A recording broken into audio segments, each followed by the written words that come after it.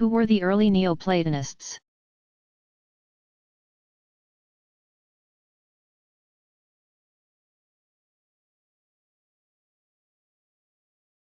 Plotinus, 205 to 270, founded Neoplatonism in the 3rd century. He wrote most of his work between 253 and 270, and all of it was edited and published by his student Porphyry, 233 to 309. Porphyry's writings on Plotinus were developed and revised in different schools throughout the educated world, including Alexandria, Athens, Syria, and Western Europe. Early Neoplatonism ended with the work of Boethius, full name, Anicius Manlius Severinus Boethius, 480 c. 524, in the 6th century, who attempted to reconcile Plato and Aristotle with Christian theology.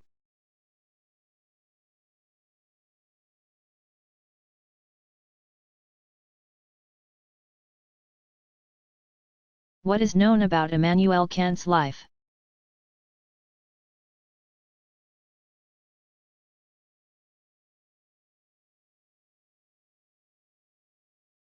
Immanuel Kant was born in Königsberg in East Prussia.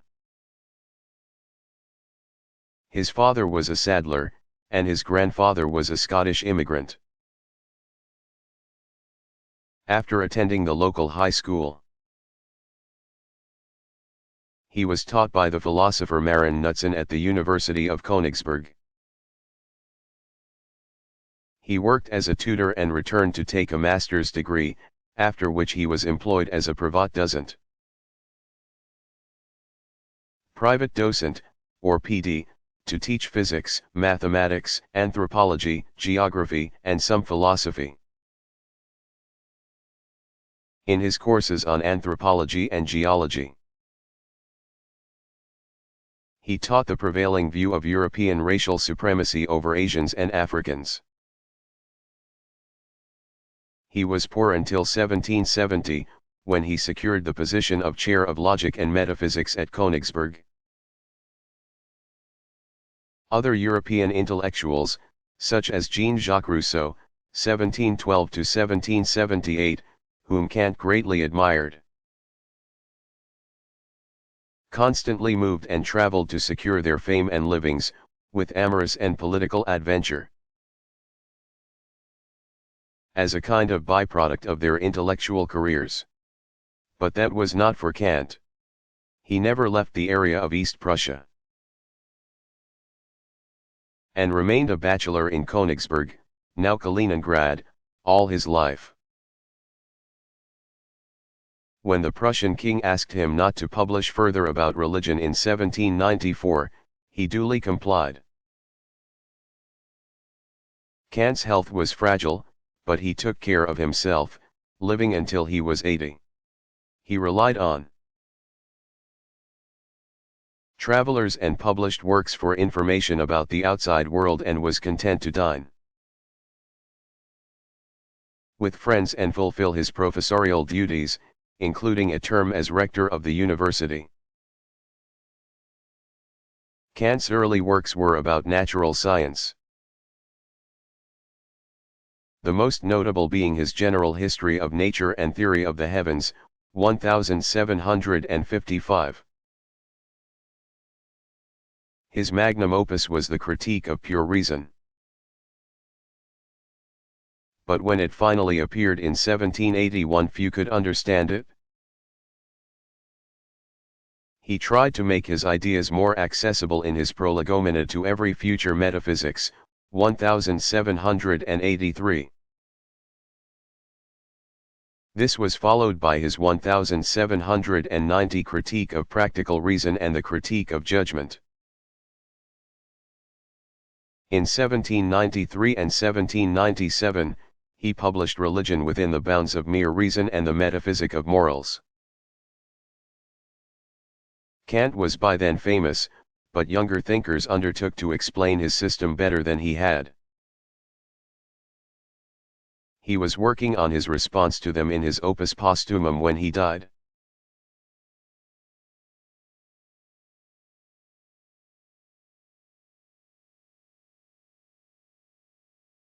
What are the major works of Thomas Aquinas?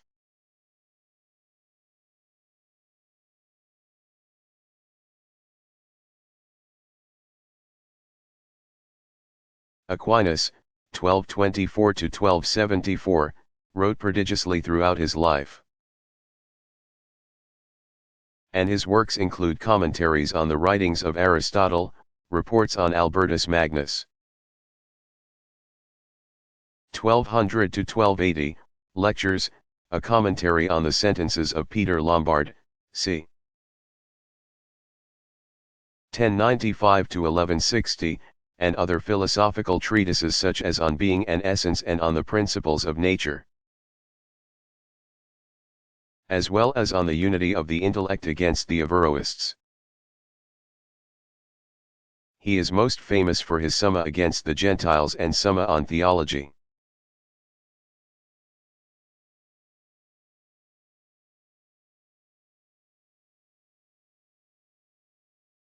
What are some highlights of Friedrich Hegel's career?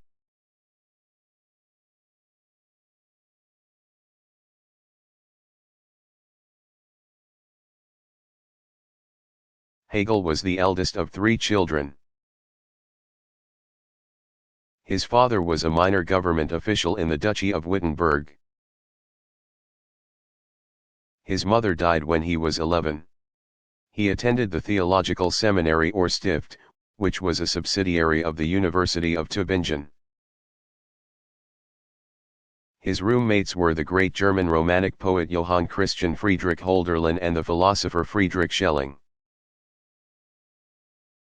1775–1854, who would be his colleague and intellectual opponent. They disputed the importance of reason, with Hegel proudly affirming it and Schelling expressing a lack of enthusiasm for it. When he graduated, Hegel first worked as a tutor for a Bern family, and then he moved to Frankfurt. His father's death provided him with sufficient income to concentrate on his own scholarly work in hopes of getting a university position. His early interests were in reconciling fluid notions of reason with non-institutionalized Christianity. In 1805, Schelling assisted Hegel in moving to Jena, where he lectured for several years and became a professor at the University of Jena. By this time, as expressed in his early essays, Hegel was having doubts about the freedom promised by the Enlightenment. He loved the thought and ways of life of ancient Greece and believed that Enlightenment rights would result in new forms of repression. One motivation for this concern might have been his experience of the French Revolution. On a deeper philosophical level, he thought that what was most noble in human beings required society and government for its development. This view conflicted with the individual rights doctrine, which assumed that government was the enemy of natural human rights. At Jena, he co-edited the Critical Journal of Philosophy with Schelling, which was dedicated to exploring the consequences of Immanuel Kant's 1724–1804 transcendental idealism. In light of Johann Gottlieb Fichte, 1762–1814, and Schelling's own work,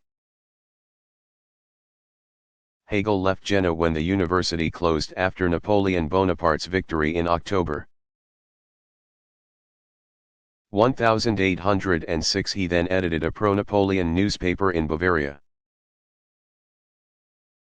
and became headmaster of a Nuremberg high school in 1808.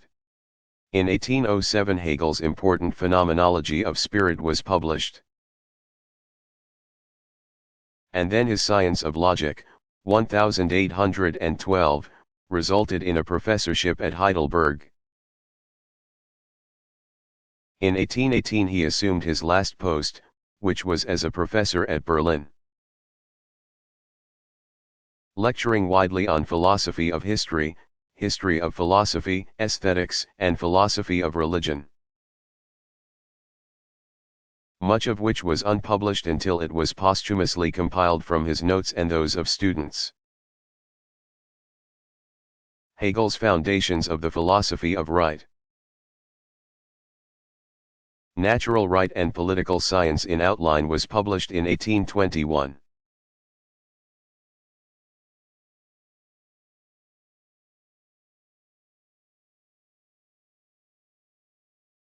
What is an epicycle?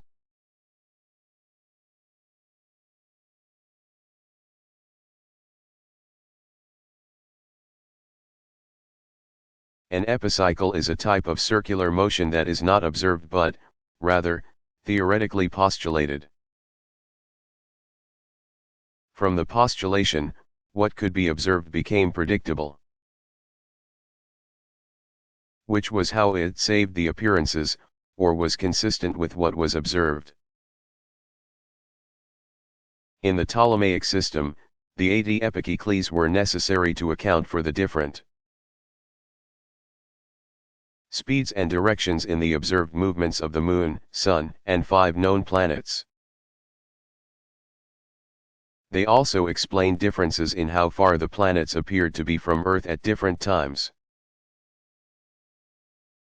The planets themselves were believed to move in small circles, which themselves moved along differents, or large circles. Both the epicicles and differents moved counterclockwise in planes approximately parallel to the plane on which Earth was situated.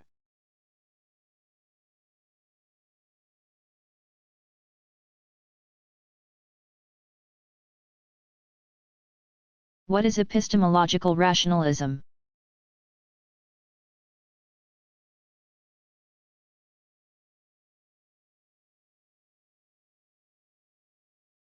Epistemological rationalism is the position that human beings have important ideas or principles present in their minds from birth, and that the most important truths about the world can be derived from thought, without the need for experience.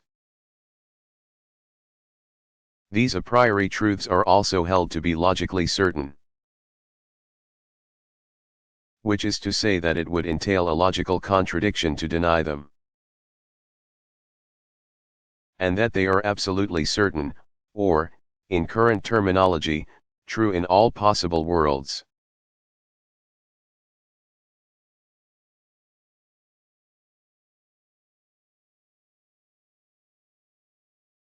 What are Jürgen Habermas' main ideas?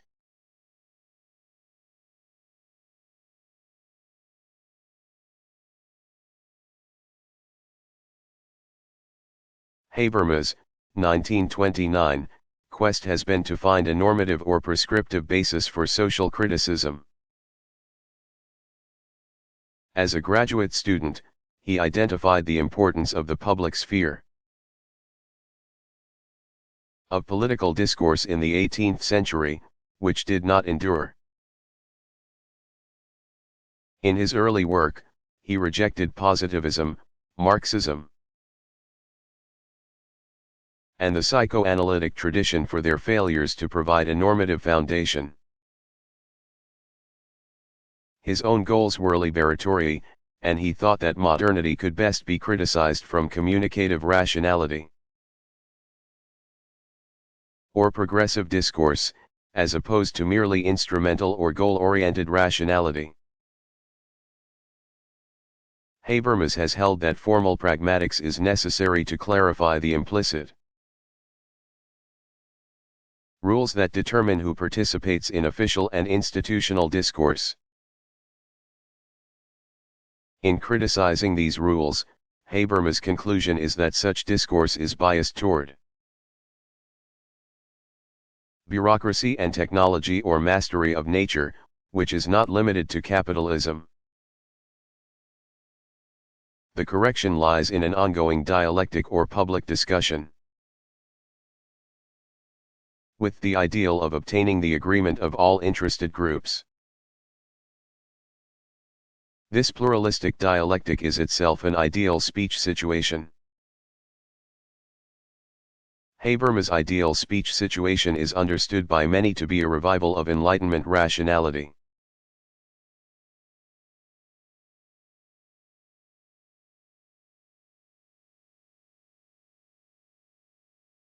The book of sentences is structured around important theological questions and subjects. For example, is God the cause of evil and sin?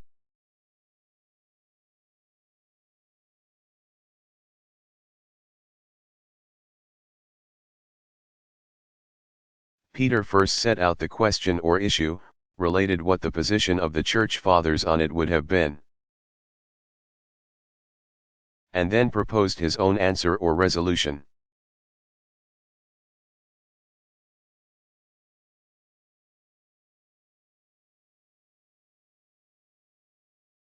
Who was Hans Reichenbach?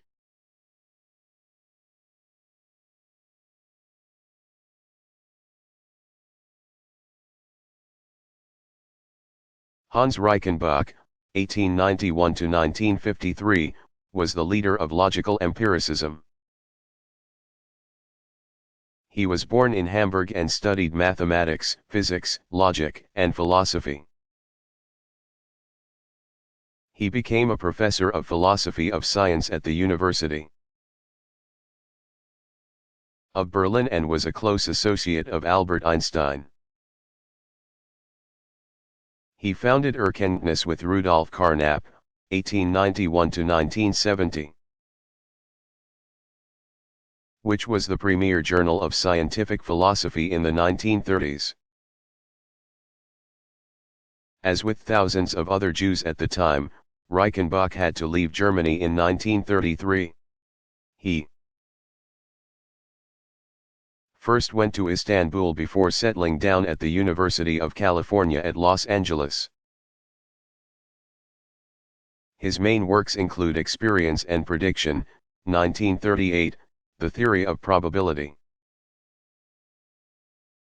1939–1949, and the posthumous The Direction of Time, 1956.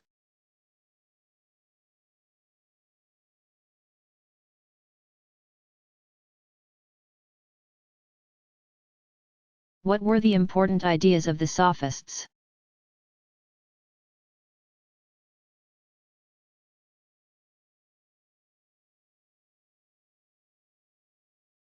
First and foremost, the Sophists were in revolt against the pre-Socratic idea that there is some ultimate reality that is unlike what we perceive and experience in the ordinary world,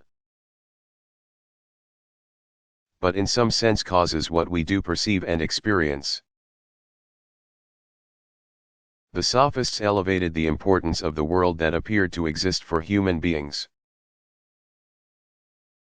or as the 20th century philosopher Jürgen Habermas, b.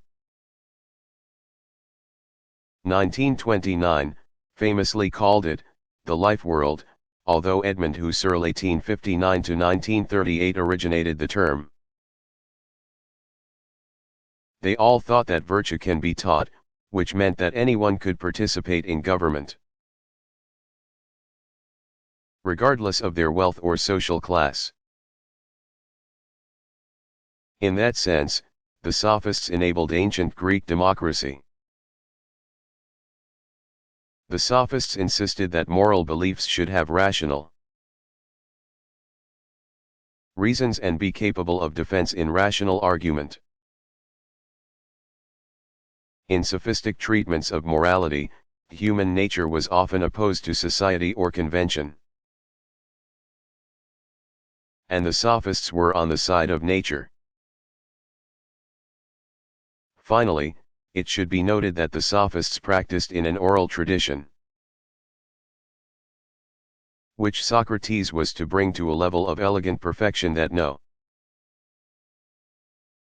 single philosopher or school has equaled in the millennia since his death.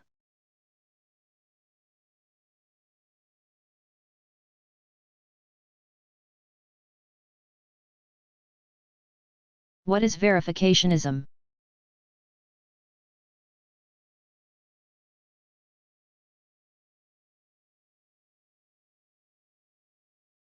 Verificationism is a theory of meaning. The meaning of a statement is its empirical methods of verification that ultimately yields sensory information. For contemporary verificationists such as Michael Dummett, 1925, this meant that the truth of sentences must be related to the ways in which they are or can be verified.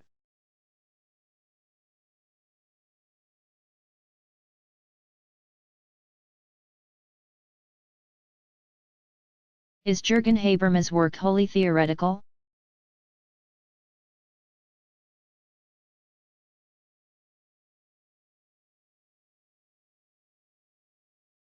No. First, he holds that the ability to see the worthiness of other people's goals is a condition for participation in a discourse community. And second, the subject under discussion should determine what will count as convincing argument. He has expressed optimism that his notion of discourse is compatible with likely global peace among nation-states. Habermas has struggled with the idea of self-determination as an individuating criterion for states, and tried to determine the kinds of negotiations necessary for mutual cooperation within Europe. He has also claimed that dialogues between religious thinkers and secularists can be mutually beneficial even though some of the core beliefs of each group cannot be fully translated into the worldviews of the other. Generally speaking, Habermas' views on rationality, cosmopolitanism, and democratically negotiated universal human goals represent a recasting of modern ideals. Other postmodernists, such as Jean Baudrillard, 1929, Gilles Deleuze, 1925–1995, and Pierre-Félix Guattari, 1930–1992, regard such ideals with greater skepticism and suspicion.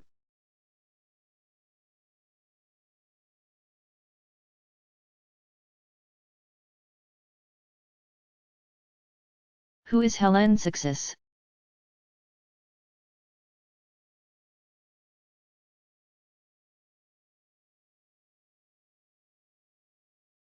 Hélène Cixous, 1937, is best known to philosophers for her The Laugh of the Medusa and Sortes, both 1975.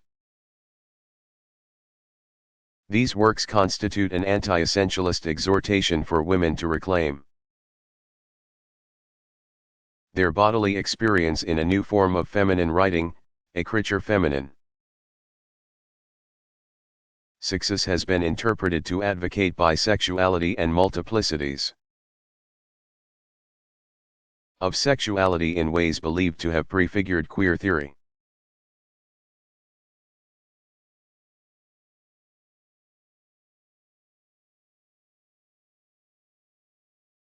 What was C. I. Lewis' form of pragmatism?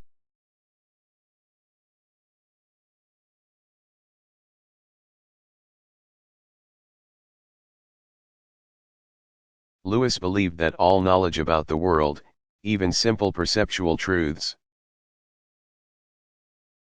is hypothetical, taking the form of if I do X, then Y will result. For example, To say that the wall is hard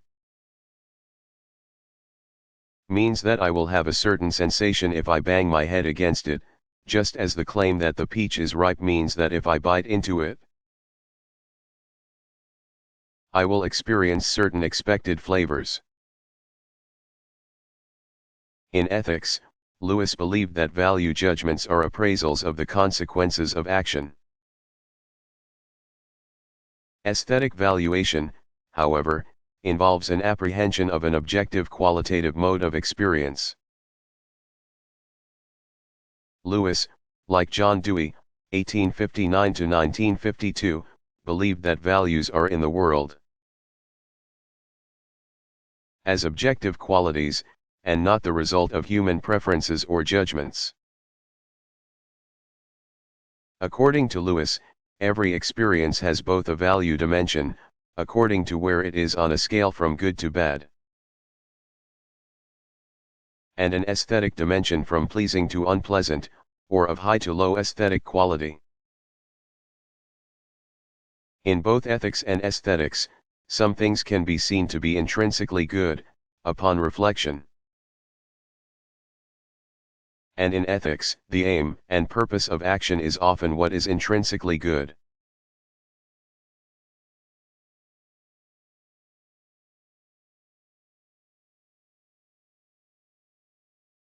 How does Plato define a just city in his Republic?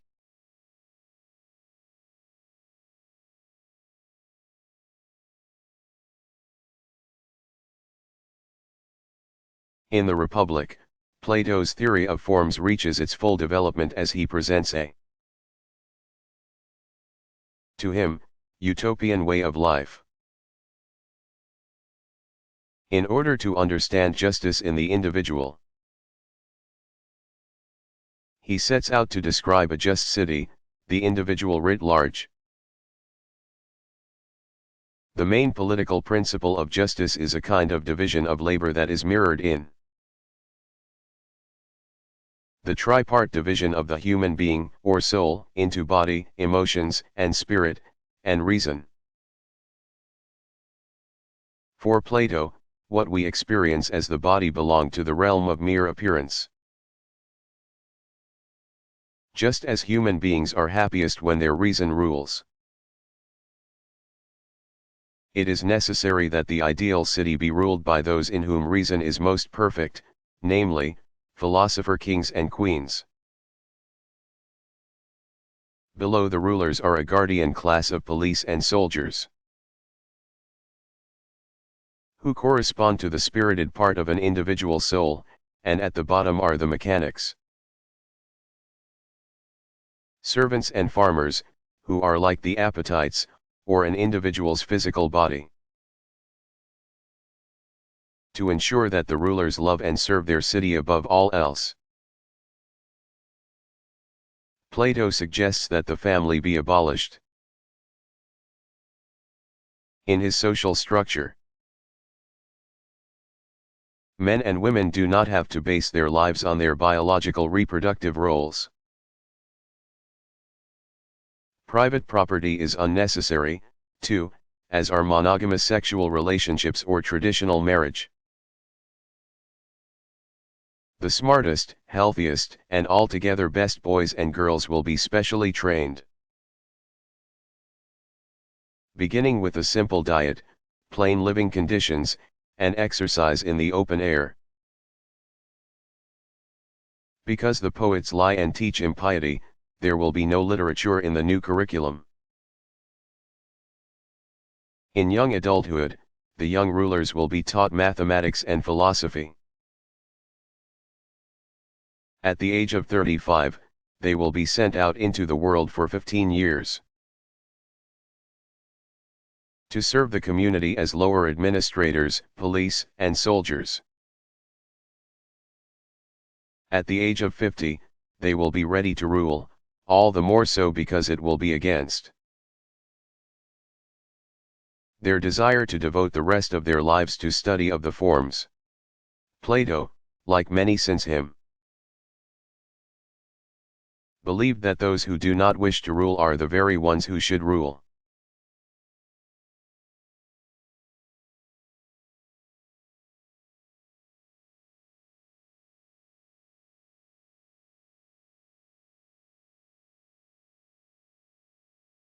What are some other notable works by Montaigne?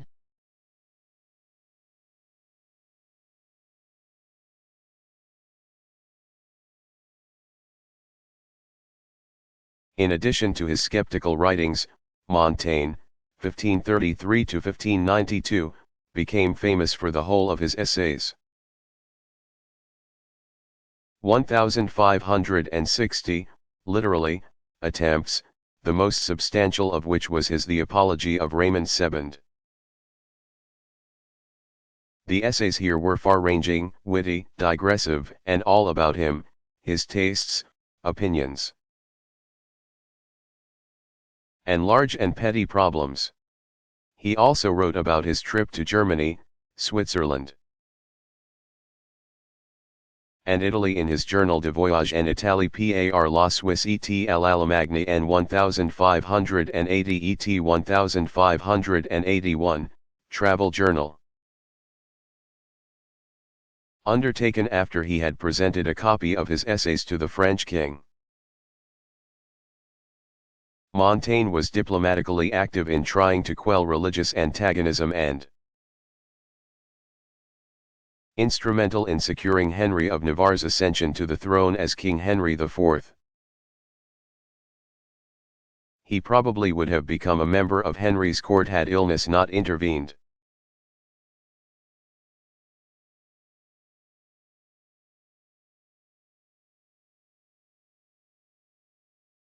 What are the pitfalls and promises of experimental philosophy?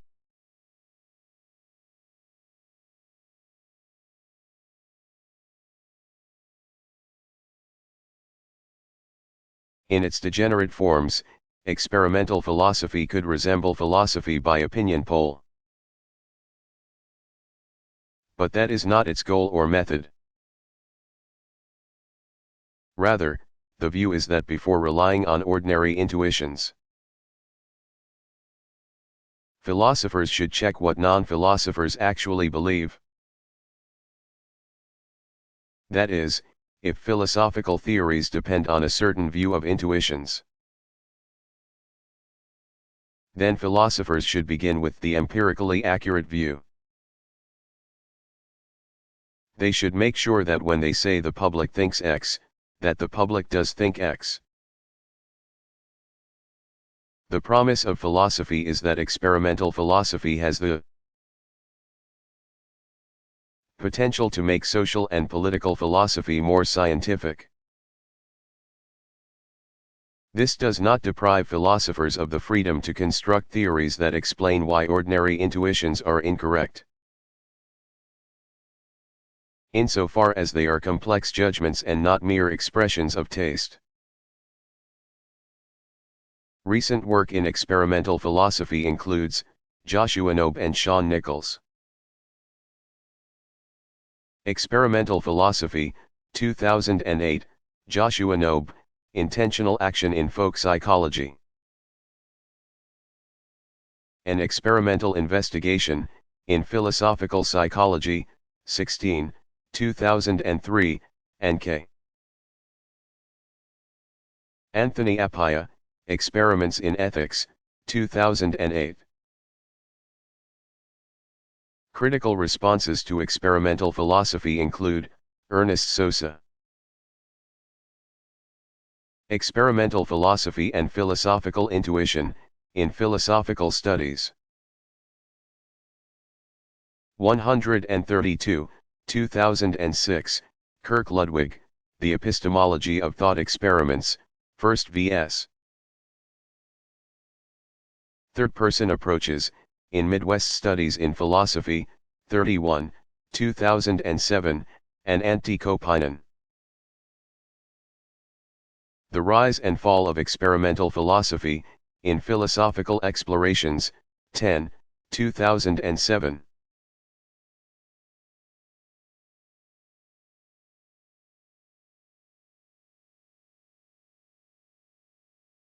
Did early Neoplatonism include women philosophers?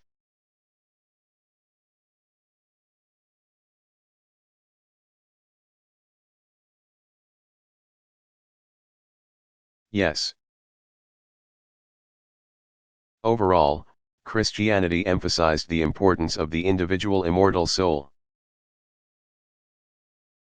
And although the church was run by men and its dominant theologians were male, the religious lives and work of women had a recognized place in schools and convents. This change was first evident in the Neoplatonist movement.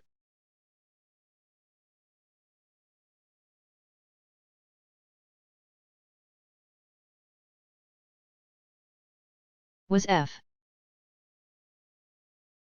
H. Bradley also an idealist?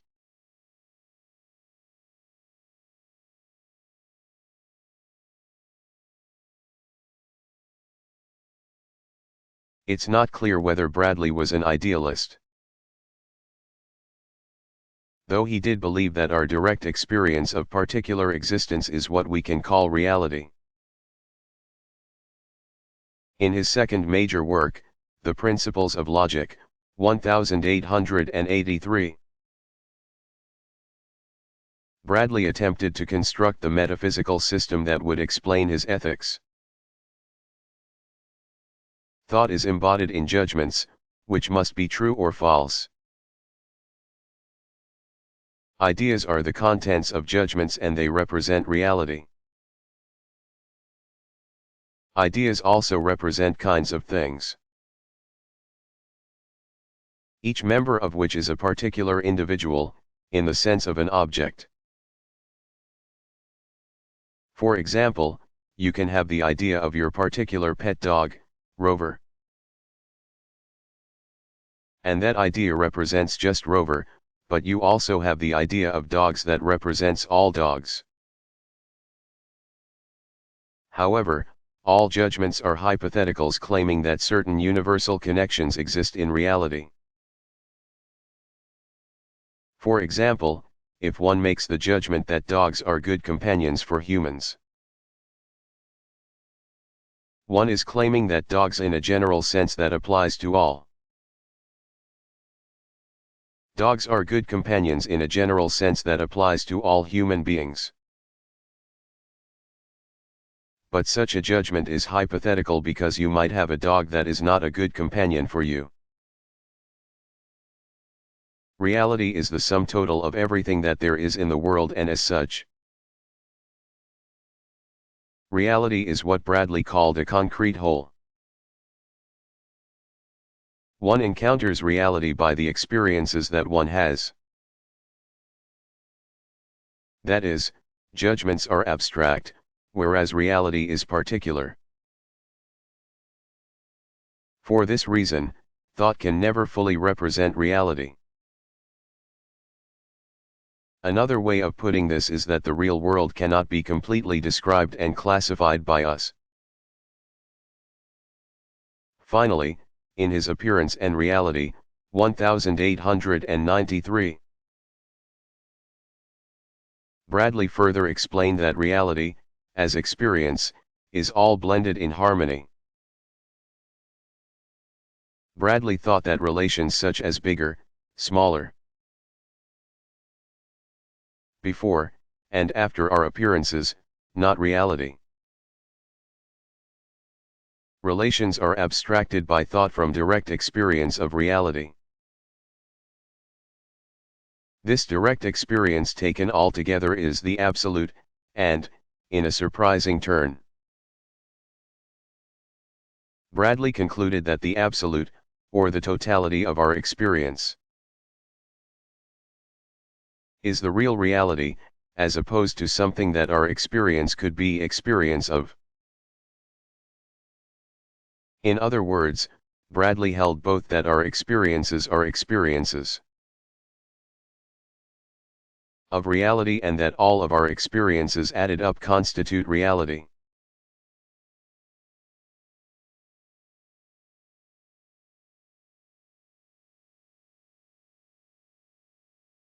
How did Ptolemy's view of the solar system become the accepted theory?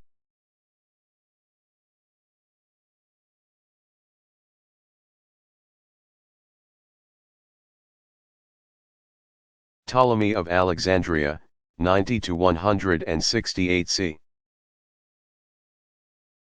using observations and existing written work between 127 and 151 CE. Codified the common sense of his time that the sun and planets revolved around Earth.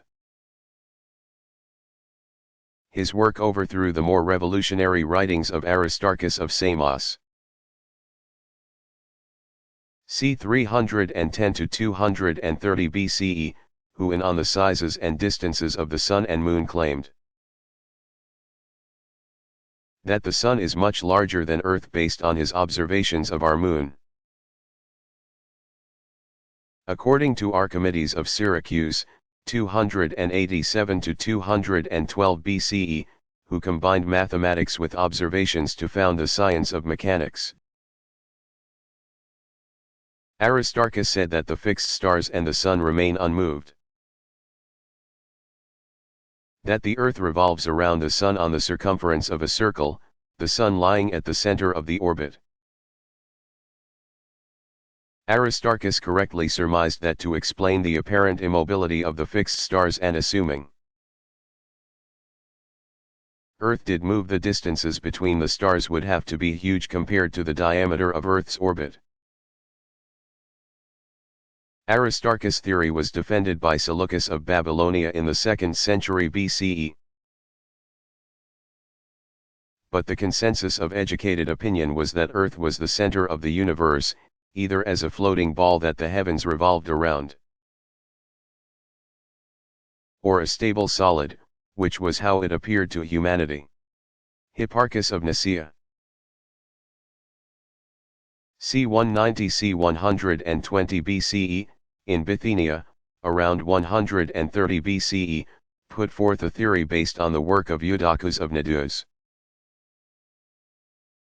c. 409 to 350 BCE. According to Eudoxus and Hipparchus, the apparent movement of the sun, moon and planets was the result of their presence in crystal spheres that were concentric in relation to Earth.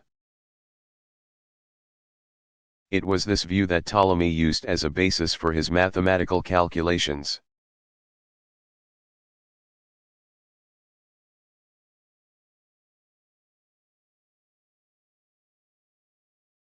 What was the Frankfurt School?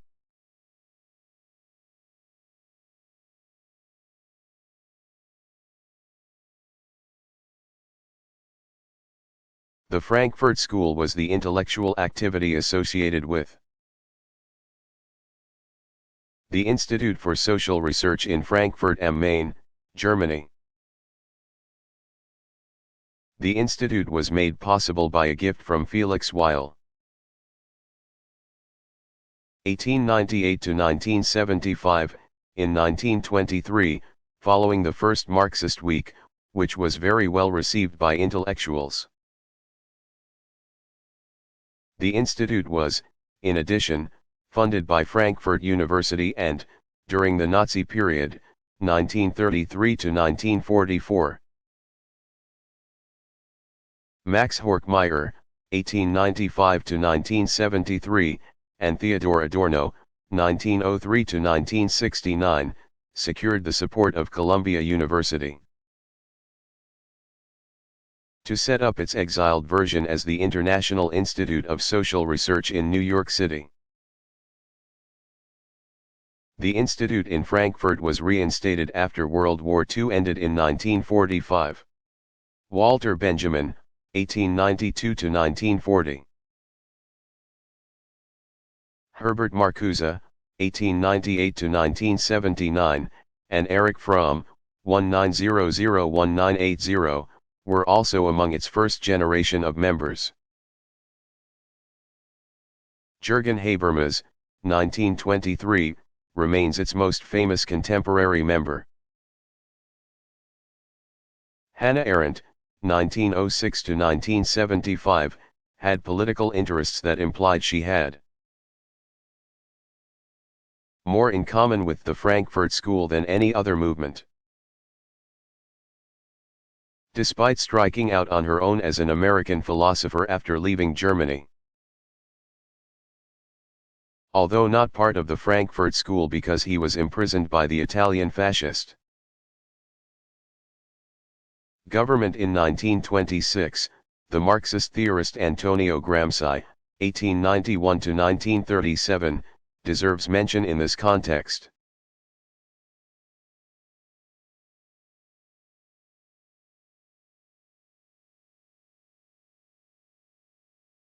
Who was Jean-Paul Sartre?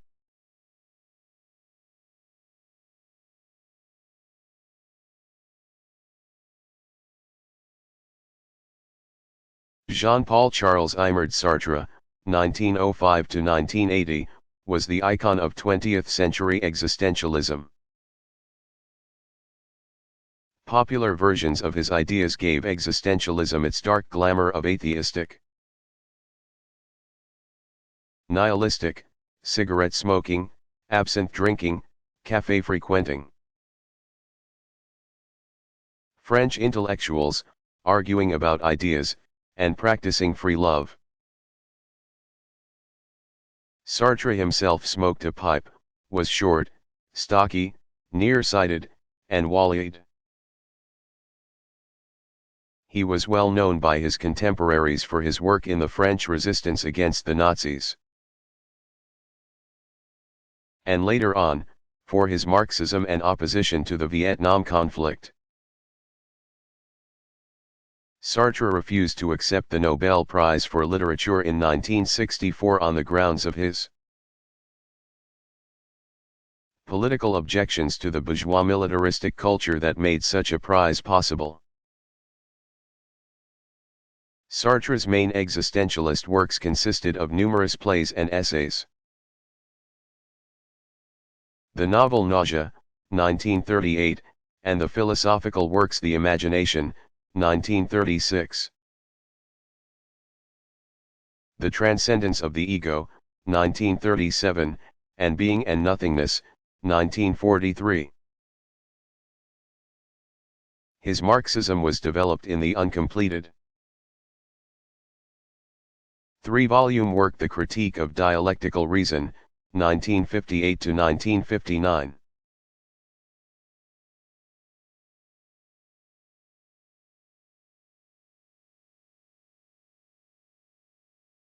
What was Aristotle's theory of the virtues?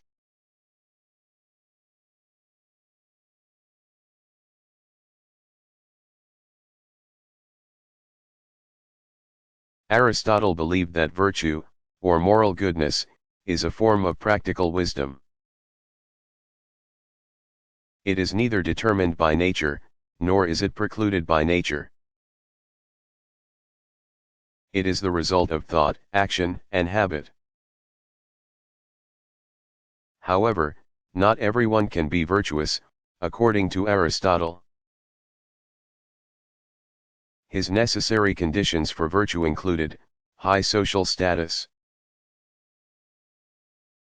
wealth, good looks, being male, and being a free citizen. The specific virtues Aristotle talked about were limited to the traits admired in the ruling classes of the ancient world: pride, generosity, courage, nobility, temperance. This was partly the result of snobbery, and partly due to his sense that the practice of virtue required freedom from labor and drudgery. Still, Aristotle's ideas about how virtue is acquired and practiced can be made relevant to all adults in our own more democratic times. Moreover, we can add the virtues we care about, for example, compassion, to his limited list. Aristotle thought that we become virtuous first through proper training as children, and second by doing the acts that correspond to the virtues in question. For example, to become courageous, it is necessary to perform courageous acts over a period of time. Virtue for human beings, as for all other things, is the excellence of what makes them human. And what makes us human is our reason, our ability to think actively. Therefore, it is important that we deliberate before acting in ways that will develop our virtues. For example, the courageous acts performed by a courageous person must be done for the right reasons. The virtuous actions of good people will be performed because they already have the virtues in question. But every situation is unique, which is why virtuous action calls for rational deliberation beforehand. Aristotle advised that a good rule of practical reason is to aim for the middle or mean. Courage, for example, is usually somewhere between cowardice and foolhardiness. In aiming for the mean in this way, we should overcorrect for our known faults. Thus, because we tend to be fond of pleasure, we should subject choices that are pleasant to a special scrutiny.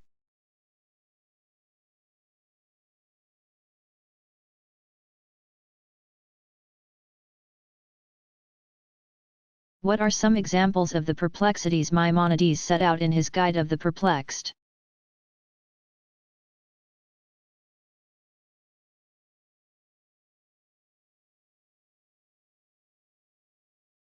First, and perhaps foremost, was the question posed in Guide of the Perplexed of what kind of knowledge it is possible for people to have of God. According to the doctrine of negative theology, which Maimonides took over from Avicenna. 980-1037, nothing positive can be known about God. Because God has nothing in common with any other being experienced by humans, and humans have no experience of God. All that we can know is what God is not. Negative theology is the doctrine that God cannot be known by man. Second, there is a contradiction between the idea of God on which Judaism is founded and the philosophical, Aristotelian idea of God. The philosophical idea is that God is intellect, whereas the religious idea is that it cannot be known what God is. Maimonides, 1135-1204, sums up this problem with what he calls very disgraceful conclusions in the following passage. Namely, it would follow that the deity, whom everyone who is intelligent recognizes to be perfect in every kind of perfection, could, as far as all beings are concerned, produce nothing new in any of them. If he wished to lengthen a fly's wing or shorten a worm's foot, he would not be able to do so. But Aristotle would say that he would not wish it and that it is impossible to will something different from what is, that it would not add to his perfection, but would perhaps from a certain point of view be a deficiency. Third, Maimonides rejected the Aristotelian doctrine of the eternity of the world. Although he could offer no conclusive rational justification for this rejection, neither did he affirm that this was an issue in which religion was definitively correct.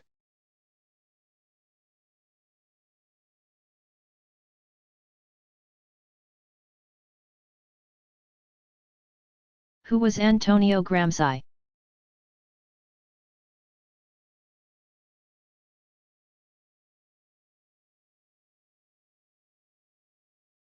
While Antonio Gramsci, 1891-1937, was in prison, he worked out his version of Marxism, which was mainly a revolt against Karl Marx's, 1818-1883, historical determinism. Gramsci's prison notebooks, compiled after his death, beginning in 1971, was edited for publication by Palmiro Togliatti, who succeeded him as leader of the Italian Communists.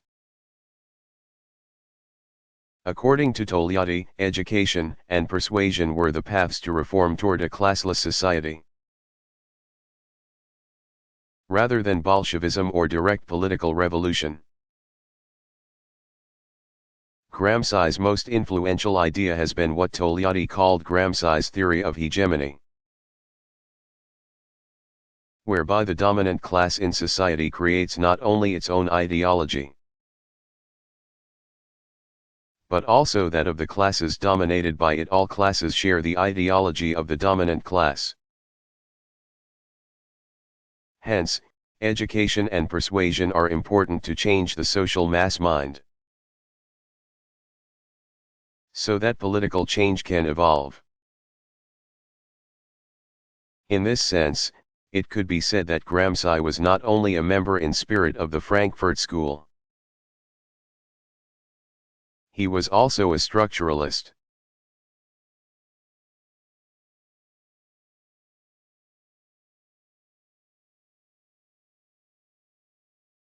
How does Martin Heidegger embarrass the Heideggerians?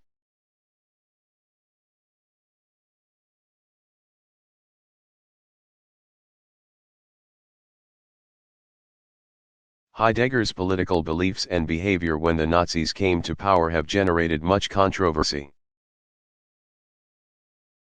Based on the following documented facts. Heidegger paid dues as a member of the NSDAP, or Nazi Party, from 1933 to 1945. In his inaugural address in May 1933 as rector of Freiburg University, 3 months after Hitler came to power, he called for the students and faculty to serve the new regime, referring to the march our people has begun into its future history and to the power to preserve, in the deepest way, the strengths which are rooted in soil and blood. In June 1933, he told the Heidelberg Student Association that the university must be integrated into the Volksgemeinschaft, people's community, and be joined together with the state. In August 1933, he established the rule that the rector would no longer be elected by the faculty but appointed by the Nazi Minister of Education, a position to which he was himself appointed in October 1933. In November 1933, he applied the Nazi laws on racial cleansing to the students at Freiburg, awarding financial aid to Aryan students, but not to Jews or Marxists. Heidegger also secretly denounced to the Nazi government a number of Jewish or politically suspect professors at Freiburg, such as Hermann Staudinger, who won the Nobel Prize in Chemistry in 1953, and Eduard Baumgarten, the pragmatist philosopher who was teaching at Göttingen. Max Müller, the Catholic intellectual, was fired by Heidegger as student leader and prevented from getting a lectureship. Edmund Husserl, 1859 to 1938, Heidegger's former teacher, was denied use of the university library at Freiburg because he was a Jew even though he had converted to Lutheranism. Heidegger and Husserl's intellectual relationship is examined in the film The Easter, directed by David Bar-Eisen and Daniel Ross in 2004. Although Heidegger resigned as rector in 1934, the next year he referred to the inner truth and greatness of National Socialism. At least until 1960, Heidegger maintained a friendly acquaintance with Eugen Fischer,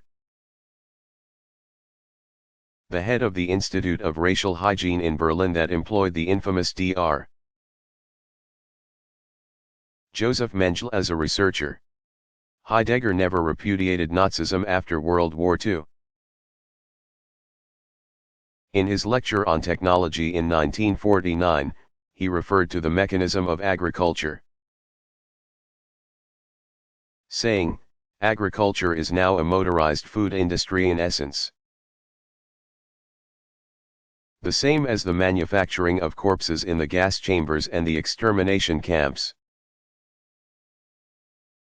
The same as the blockade and starvation of the countryside, the same as the production of the hydrogen bombs."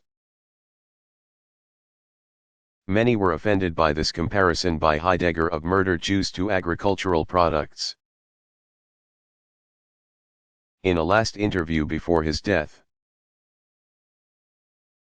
Heidegger described the main task of thought as achieving a satisfactory relationship to technology.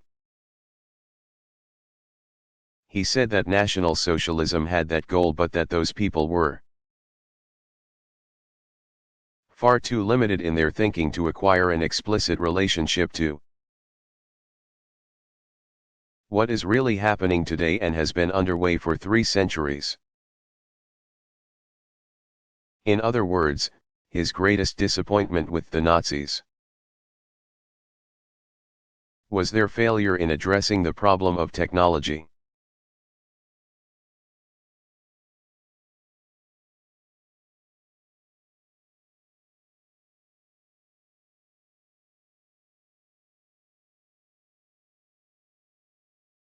What are the 4 causes as defined by Aristotle?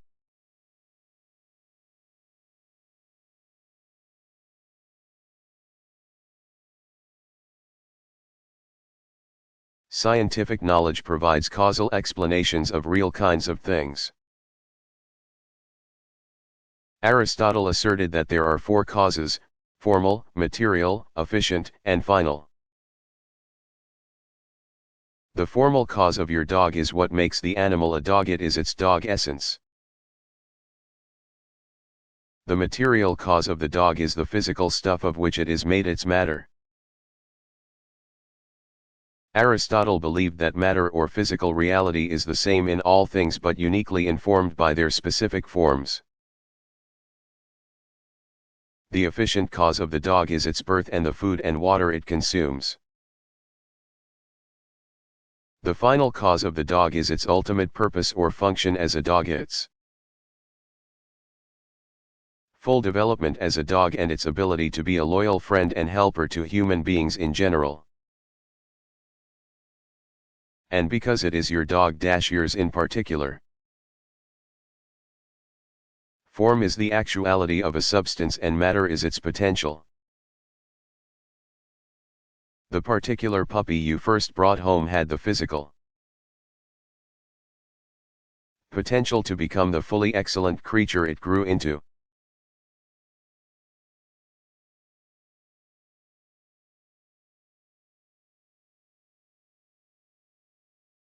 What did Friedrich Hegel think was the highest form of spirit?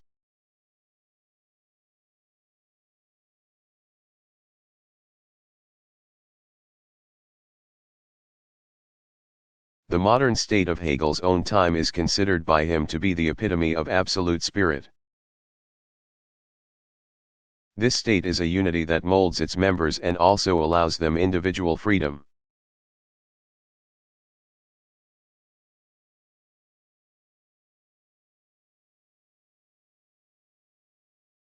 Who is Angela Davis?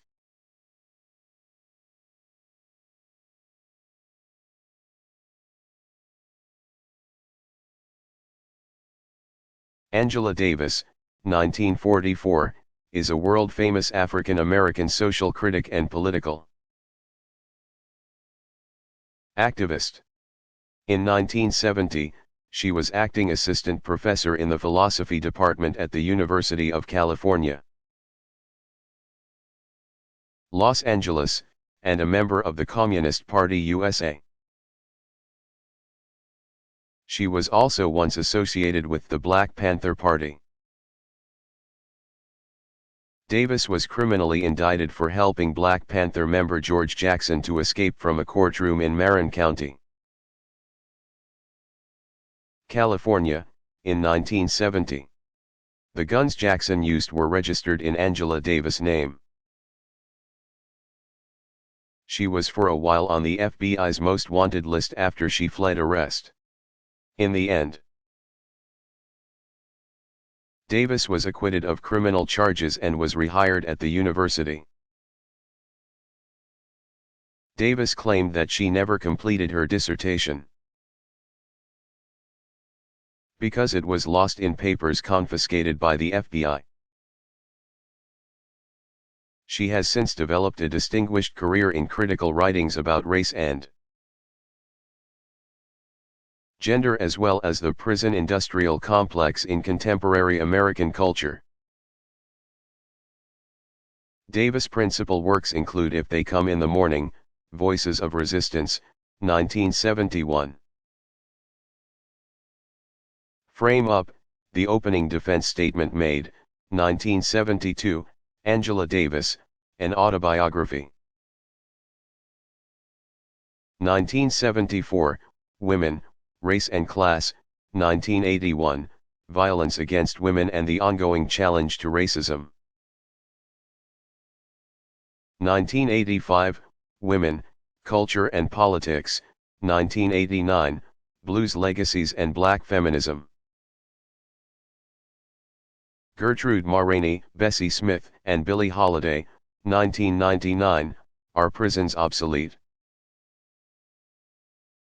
2003, An Abolition Democracy, Beyond Prisons, Torture, and Empire, 2005.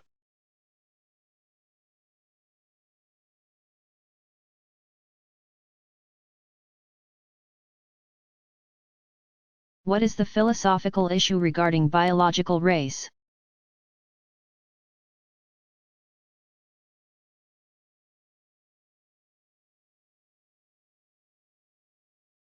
In ordinary reality, it seems obvious that most people belong to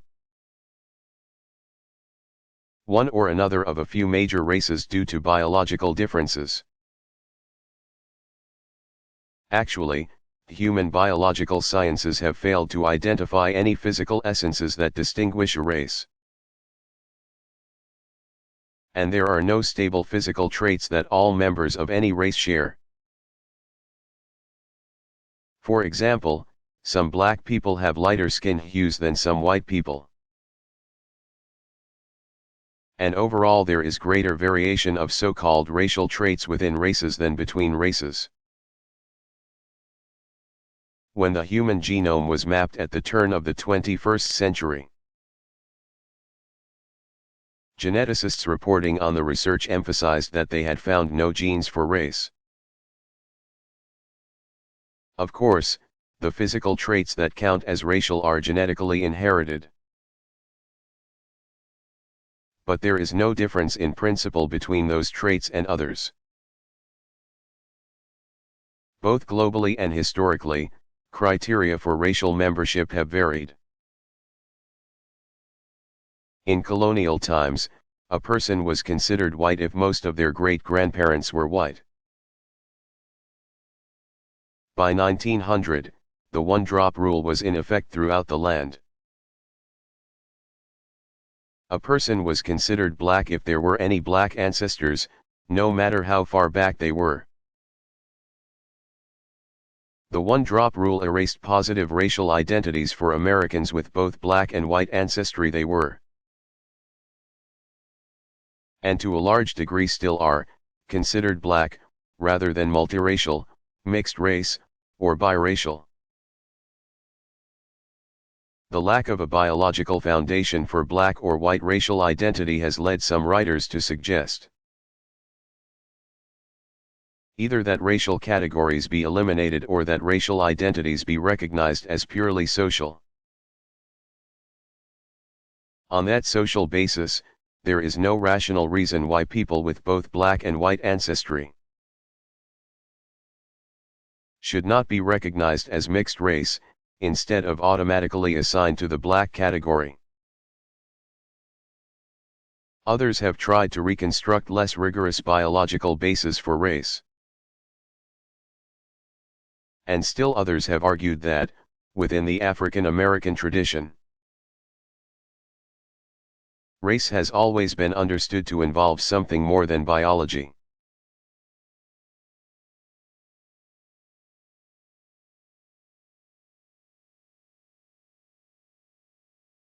Why did John Stuart Mill distrust majority rule?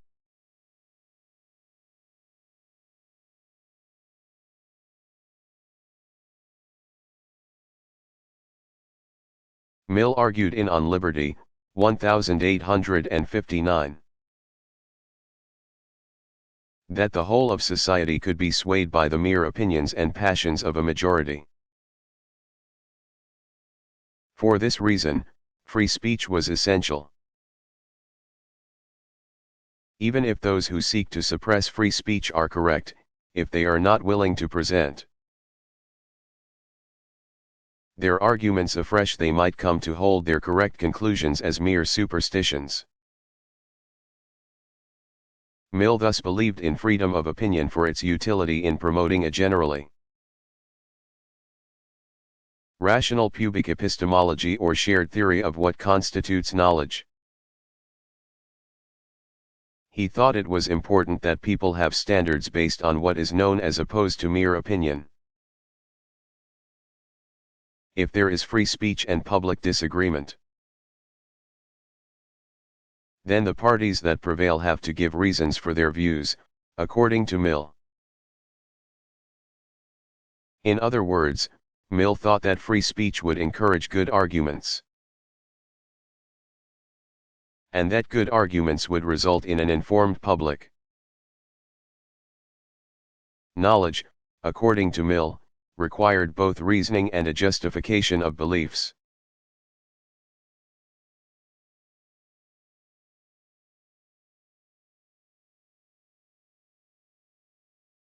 Who was James Martineau?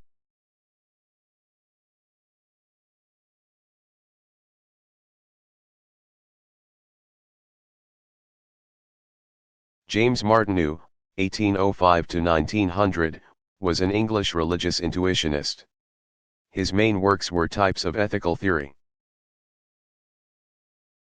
1885, and A Study of Religion, 1888. His distinct contribution was to develop a specifically religious interpretation of Immanuel Kant's 1724 to 1804, Metaphysics.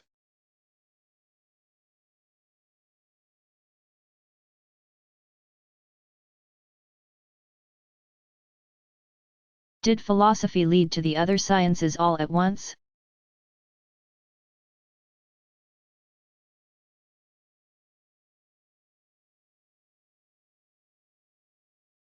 No, until the end of the 17th century, the physical sciences were called natural philosophy. Until the 19th century, there were no social sciences and their work was done in philosophy.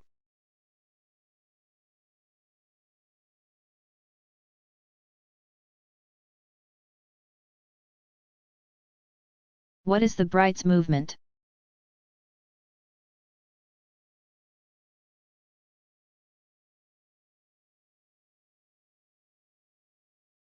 The Brights movement is committed to promoting public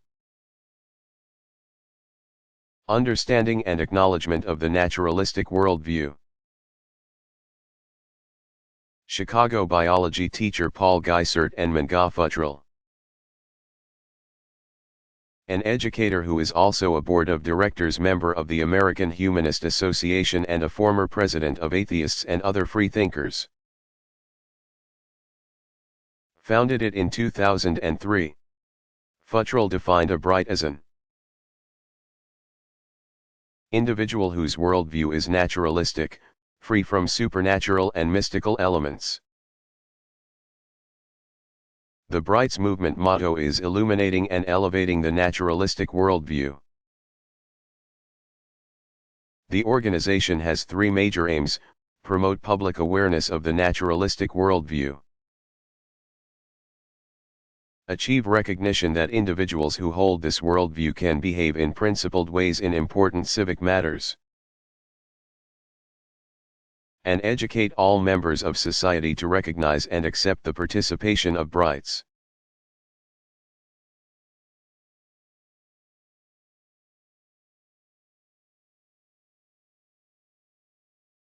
What was Princess Elizabeth's philosophical influence on René Descartes?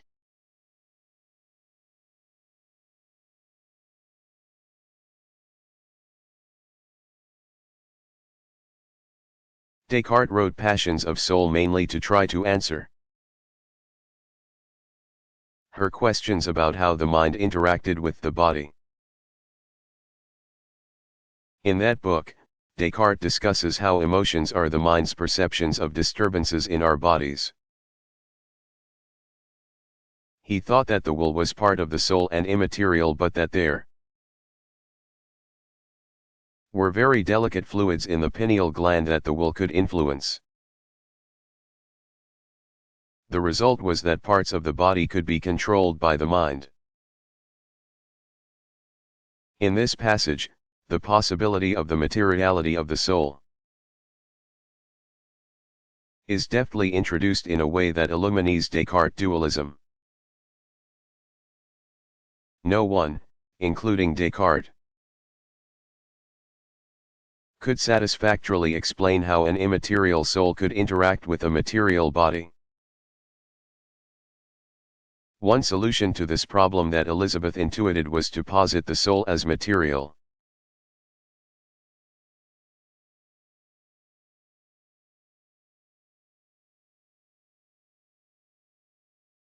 What was Plato's view of love?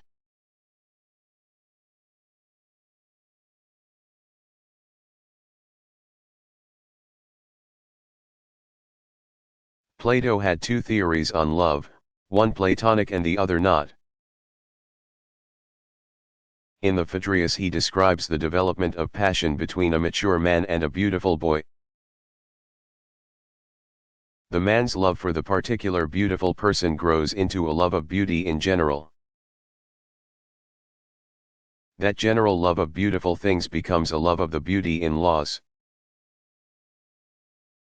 And its final form is a love of beauty in thought, or the form of beauty.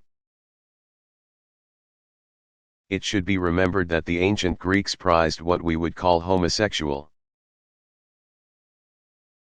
and possibly pederastic relationships between beautiful youths and wiser older men. The older man was the lover, the youth the beloved. In Plato's version of such unions, their highest form was thus chastity, or what came to be called Platonic love. In Plato's Symposium, Socrates credits Diotima with what he knows about love. Diotima has told him that love or eros is a spirit, the child of need and resource, or lack and plenty, who was conceived at Aphrodite's, the goddess of beauty, birth, so love was born to love the beautiful, as the son of resource and need. It has been his fate to be always in need. Nor is he delicate and lovely as most of us believe, but harsh and arid, barefoot and homeless, sleeping on the naked earth. In doorways, or in the very streets beneath the stars of heaven, and always partaking of his mother's poverty. But, secondly, he brings his father's resourcefulness to his designs upon the beautiful and the good. For he is gallant, impetuous, and energetic, a mighty hunter, and a master of device and artifice, at once desirous and full of wisdom. A lifelong seeker after truth, an adept in sorcery, enchantment, and seduction. The playwright Aristophanes is present at this discussion, and he gives an account of why love is so important to human beings. In the beginning, humans had three types that were each composed of two people conjoined in a spherical shape. Female and female, male and male, male and female. These creatures were very strong and tried to storm heaven itself. The gods did not want to destroy them, but something had to be done. Zeus' solution was to weaken them by cutting each of the beings in half. The result is that every human being is in search of their missing half.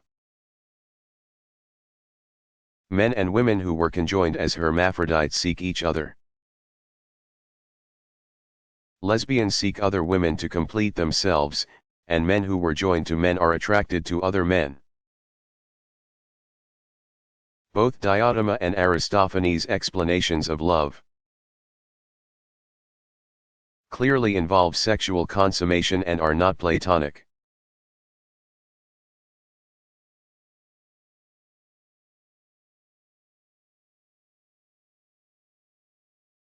What was Protagoras famous for?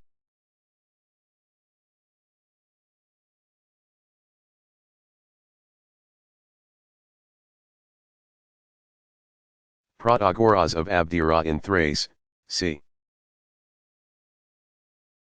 490 to 420 BCE, was the most acclaimed of all the sophists. Plato wrote that he was the first sophist to call himself a sophist. He trained young men for politics and was friends with the statesman Pericles, c. 495 to 429 BCE, who asked him to write a constitution for the new colony of Thurii. He was a productive writer, and his works included On Truth, On the Gods, and Anti-Logic, none of which have survived to this day. Protagoras was the author of the humanistic credo Man is the measure of all things. Of all things that they are, and of things that are not, that they are not. Protagoras held that the soul is nothing above or beyond a person's perceptions. His relativism was based on the different perceptual experiences of different individuals. For instance, what is cold to one person may seem warm to another. And he extended the relativism of individual experience to large groups in claiming that whatever is just to a city is just for that city so long as it seems so. However, although all perceptions and ideas of justice are true, according to Protagoras, he thought that some were better than others. He felt that it was the job of the sophist to change people's minds, so that they had better ideas about what was just and beautiful. The better perceptions and ideas were those that had better consequences. In other words, the sophists taught their clients how to succeed.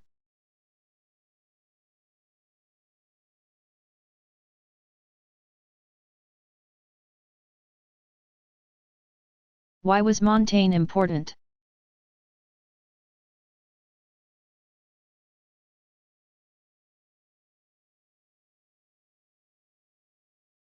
Michel Iquem de Montaigne, 1533 to 1592, the essayist who became mayor of his hometown of Bordeaux,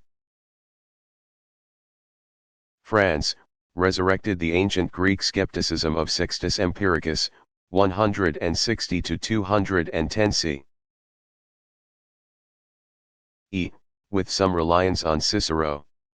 Although Montaigne lived during the end of the Renaissance,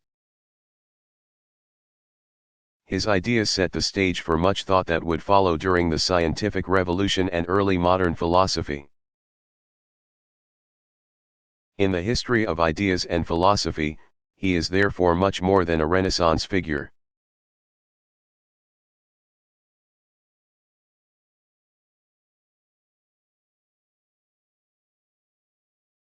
What was Pico della Mirandola known for?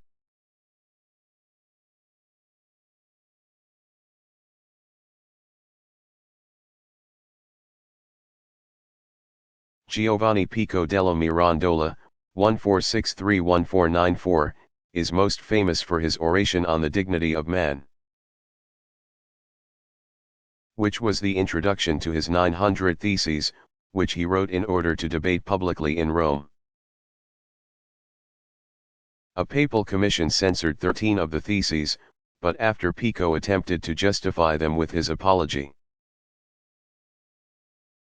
they were all condemned by Pope Innocent VIII, 1432-1492. Pico sought refuge in France, and after he was imprisoned there he went back home to Florence, where he continued his writing. He had a strong interest in the same Hermetic tradition introduced by Ficino,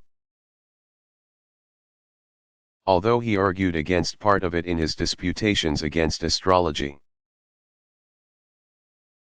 While Pico's oration on the dignity of man has been heralded as a classic example of Renaissance humanism, Pico believed that the dignity of man was located in his proper place in the cosmos. The freedom of man, which Pico is so famous for proclaiming, is thus not the freedom for human beings to create themselves or chart their own destinies, but rather the traditional Christian freedom of being able to choose between good and evil as defined by Christianity.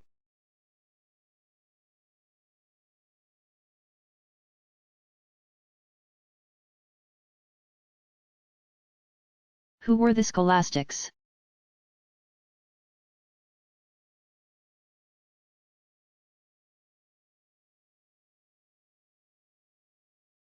The scholastics were the first heavyweight philosophical school of medieval times. Their 11th century founder was St. Anselm of Canterbury, 1033-1109, who was followed by Peter Abelard, 1079-1142, and Peter Lombard, 1100-1160, in the 12th century. During the same time, Jewish and Islamic philosophers reintroduced Aristotle to the West. This innovation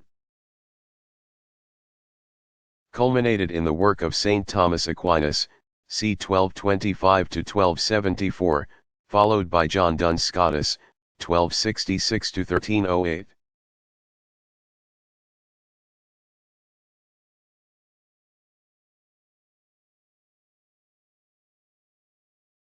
What was Peter Kropotkin's doctrine of anarchist communism?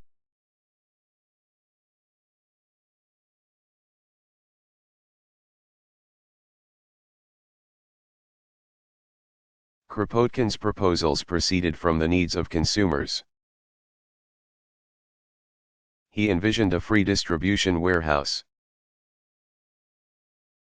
instead of the collectivist production cooperatives proposed by Pierre-Joseph Proudhon, 1809-1865. The main cohesive forces were to be based on social ties, rather than production goals. In his La Conquête du Pain, The Conquest of Bread, Kropotkin attempted to work out the details of his system, which was based on ideas previously developed in Thomas More's 1516 work, Utopia, and directly made known to Kropotkin by François Dumartheray, who had worked with Kropotkin in setting up the journal Le Revolte.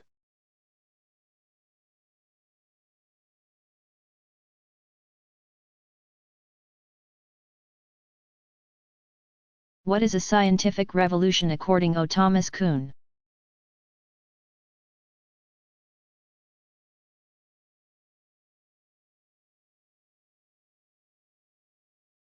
A scientific revolution, said Kuhn, 1922-1996, is preceded by a time of crisis in which the leading paradigm is no longer able to guide investigation and produce new discoveries in the field. A competing paradigm arises that is able to both explain the data accounted for in the old paradigm and explain new data. Eventually, the new paradigm wins, because its adherents get control of the field in question. Along with their victory comes the authority to rewrite the textbooks so that the entire history of the science can be viewed as leading up to the new paradigm. Most of the practitioners of the old paradigm do not change their minds,